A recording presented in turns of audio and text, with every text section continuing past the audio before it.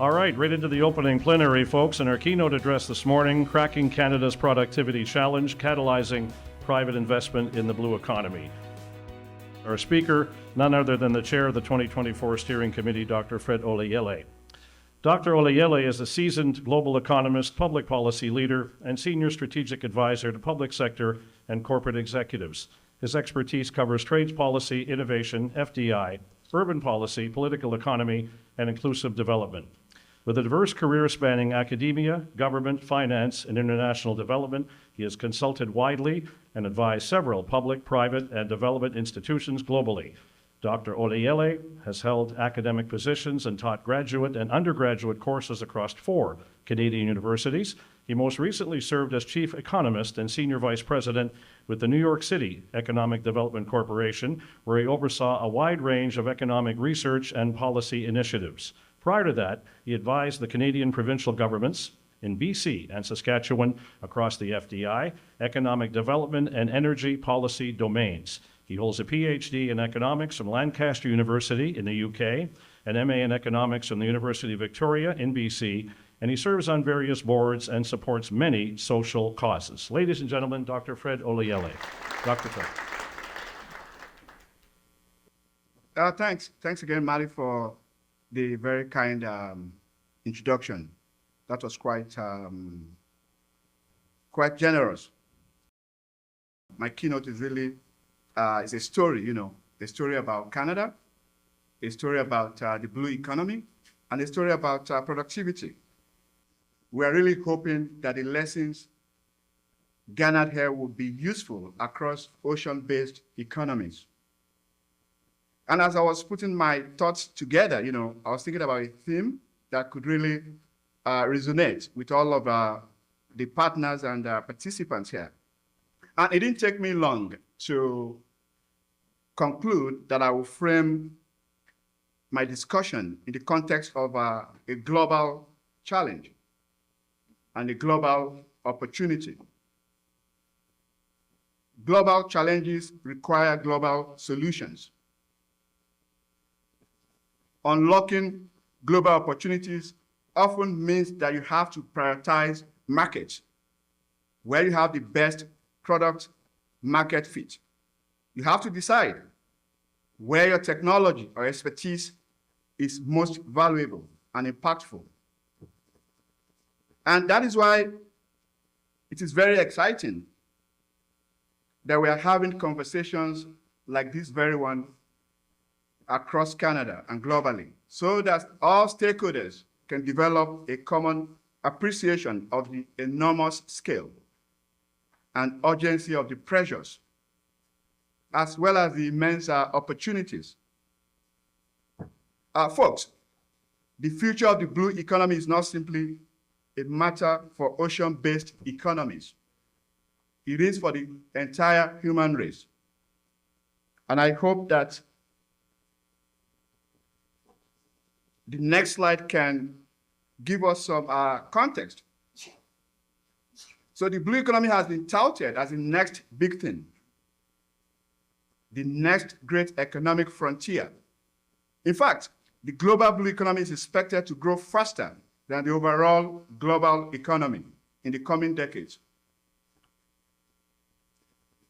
The ocean, as you all know, is a significant generator of wealth.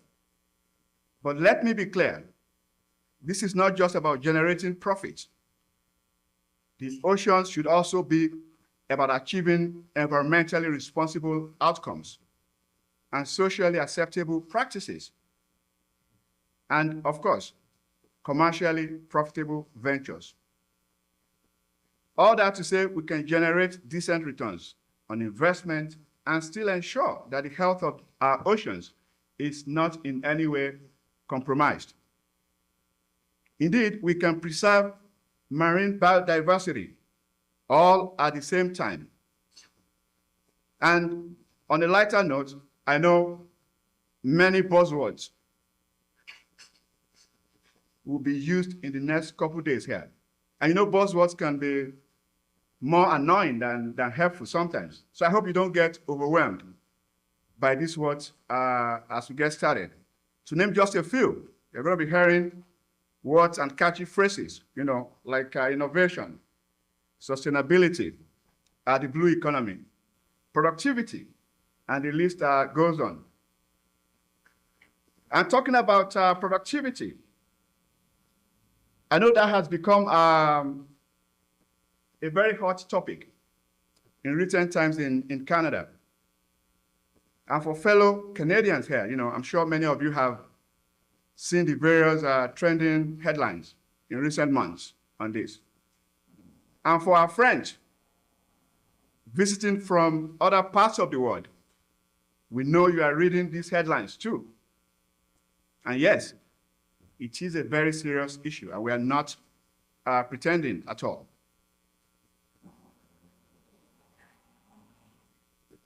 My only caution is that in this era of misinformation and generative AI, be careful of the platforms you are getting your information from. And perhaps more importantly, beware of economic policy debates with partisan colorations and extreme right-wing views or extreme left-wing views. All that to say, it is very important that these debates are not politicized. That's the only way we can generate evidence-informed insights, that can really help to move the needle and solve many of these wicked problems. We need evidence-informed insights. As you all know, evidence is important, and science in particular is key.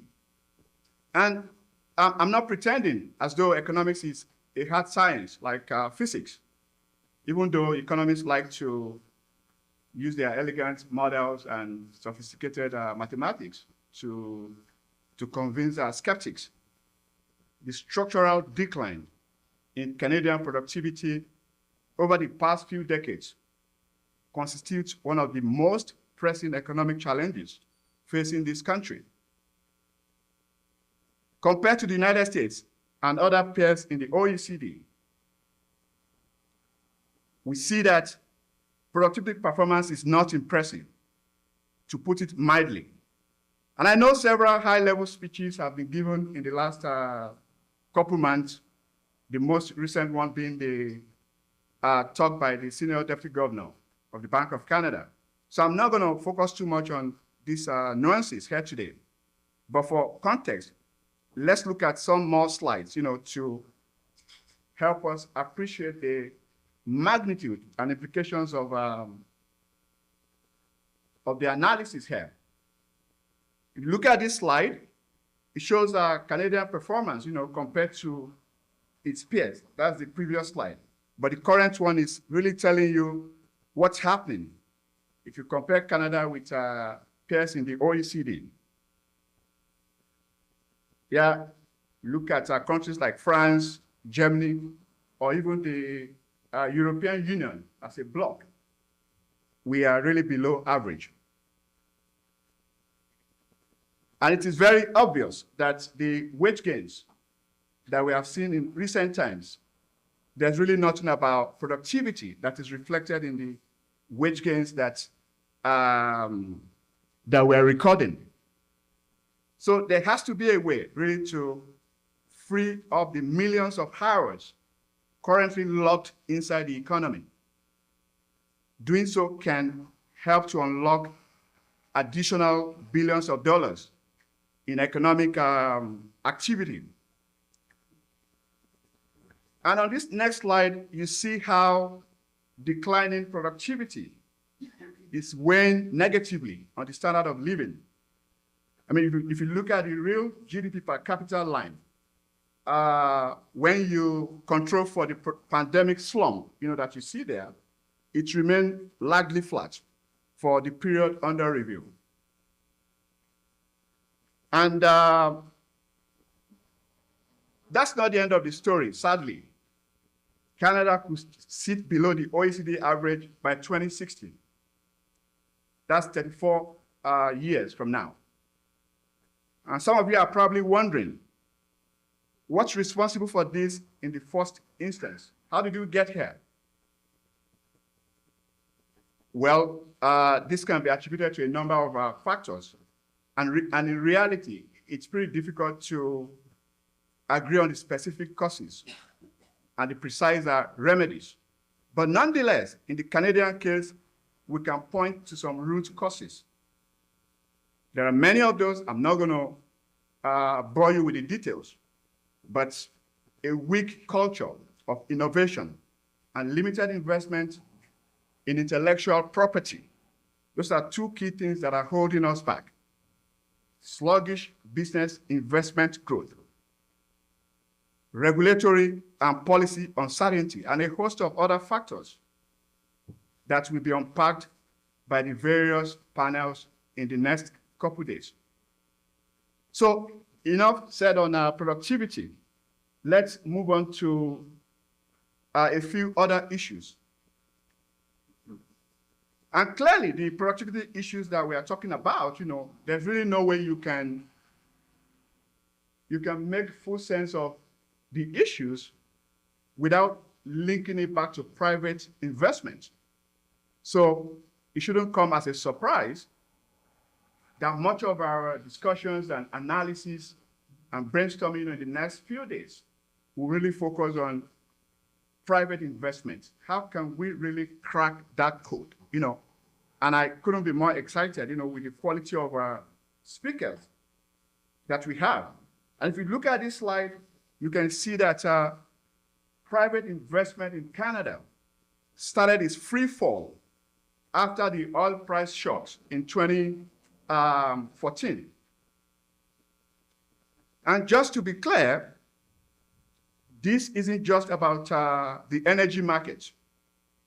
It is very much about the resource sector in Canada. And by that, I'm talking about agriculture, mining, forestry, and fishing. Pretty much the primary goods industry. In the jargon of economics, we say Canada is a small, open economy.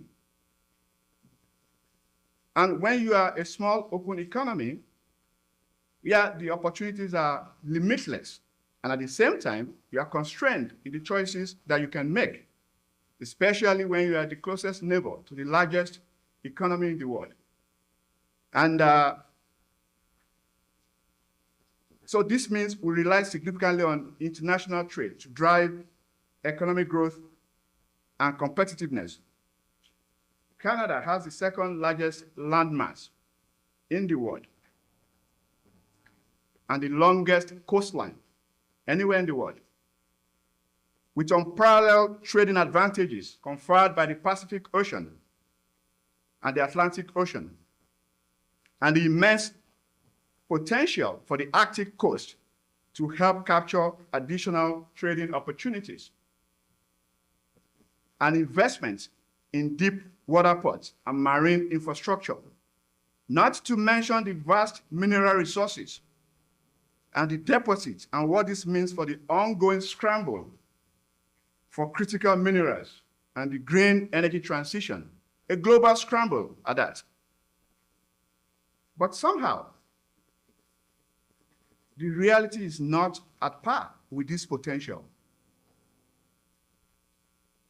And it defies logic that Canada, a more open economy compared to the US, has a smaller measured linkage between productivity and wages.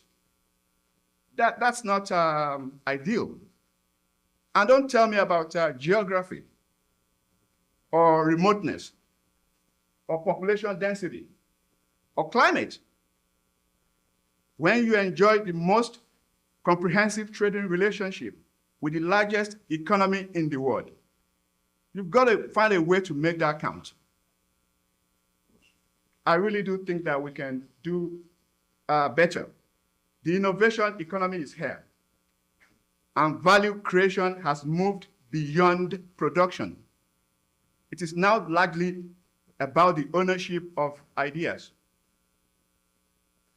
And because our focus is on the ocean, let me bring economics into this again. The ocean is a public good, and a global public good for that matter, with the high seas accounting for 64% of the world's ocean.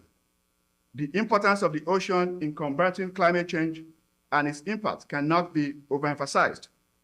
And since our international waters are beyond the control of nations, there are major implications for the global blue economy. And if you view the ocean from this public good angle, then my point on intellectual property and the patent system should be apparent.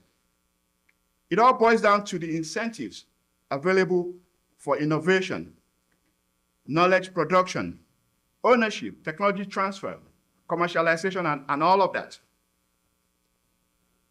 Canada's ocean economy is worth over $30 billion and around 300,000 jobs in fisheries, aquaculture, energy, shipping, tourism, and recreation. This does present a huge opportunity, both commercially and in terms of Canada's ability to exert influence in the emerging new global economic order. And just for context again, many times we wonder, how does the world see Canada? How are we looked at, globally? This September 2023 article in the Financial Times, asked a rhetorical question.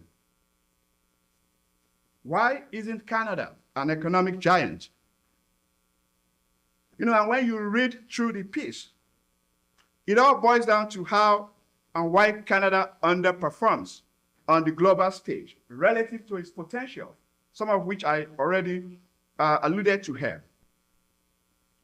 The author cites familiar research done by academics from across the country on why Canadian businesses cannot compete globally. There's too much fragmentation. And we are just scared, to just get on the global stage. The research talks about regulatory bottlenecks, and the global competitive pressures that are holding two key sectors back in recent years. Two key economic engines, the natural resource sector and the manufacturing sector. And even further, when we look at the next article, that also came up earlier this month, actually, first or second week in May. That's even a little sobering, and it calls for deep reflection. The article talks about some countries, 4 or 5 countries, that they have termed the breakdown nations. It says Canada missed the boat immediately after the global financial crisis, in spite of how it managed that crisis. And that when the world moved on and embraced big tech and digital innovation, Canada focused on commodities. That's the central argument in this piece, However, while there are good lessons, from this piece, I don't agree with everything said 100%. And I have my reasons. As I mentioned earlier, when you are a small, open economy with a comparative advantage in trade that is tilted heavily towards natural resources, you cannot toe the path of bigger economies that have the market size along with the economies of scale that it offers. And my next slide should corroborate that perspective. What you are seeing in international trade and private investment on this slide tells you why Canada cannot afford to not double down on its natural resources.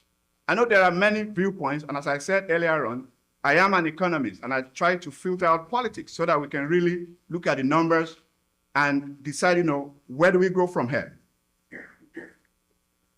The resource sector in Canada accounted for close to 60% of all exports last year. That's merchandise exports, export of goods only, 60%. In addition to being the only sector with a trade surplus. It is also very interesting that despite the difficult investment landscape, nearly half, that's 50%, nearly 50% of all business investments in Canada came to the natural resource sector, with energy playing a dominant role. What is the moral of this story? We need to pay attention to sectors with large potential productivity gains through factor reallocation. Again, that's the economist's code word for looking for ways to increase productivity. Raising productivity growth is associated with higher wages and decent standards of living, especially for people at the lower end of the income distribution. When you talk about inclusive development, how can you help people that are trying to move up, So all that means that you cannot push the resource sector to the back burner. It's got to be front and center of the debate, but with a caveat, with a very important caveat. Innovation must lead the way. The fourth industrial revolution is here. Scale must follow. Canadian businesses must find ways to leverage the abundant resources, the expertise and know-how that we have in this country, to other parts of the world that desperately need them. And in case some folks in the audience are wondering about how to incentivize factor reallocation, it's not rocket science, It's all about innovation. And I know it may not be straightforward, but as a key driver of wealth, innovation can really help to create wealth, but it does come with a very high premium. Most innovation efforts fail. And let's face it, government is limited in the extent to which they can really shape the future of innovation. That's the way bureaucrats are wired, They can help create the organizational capabilities, but innovation itself does not come from bureaucrats. At best, we can talk about public-private partnerships and what have you. Those who really want to thrive in the innovation economy must embrace creativity.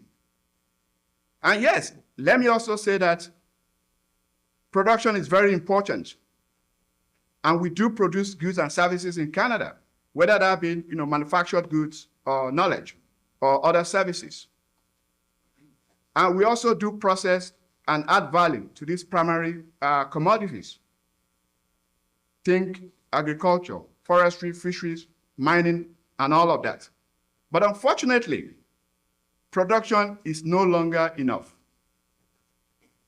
We must also own those ideas. You call that intellectual property. Canadians must take risk. They must scale their ventures.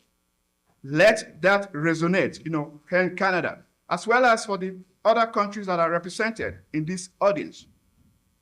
So folks, this is why we are here. And that's what we'll be unpacking in the next few days. I know sometimes people get confused about the role of government in all of this.